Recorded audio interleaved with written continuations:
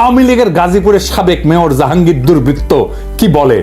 জাহাঙ্গীর বলতেছে, যেই রাজধানীতে আমরা দিনের বেলা ঘুরতে পারি না, সেই রাজধানীর মানুষকে রাতের বেলা ঘুমাইতে দিব না। শুনেন, ওর মুখে শুনেন।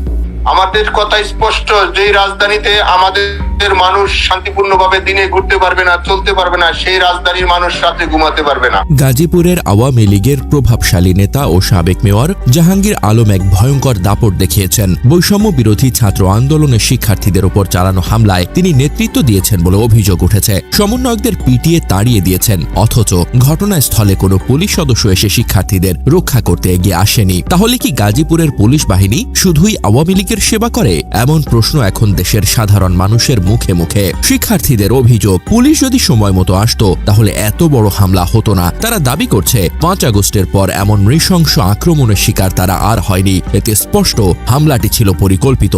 আহতদের একজন সৌরভের বন্ধু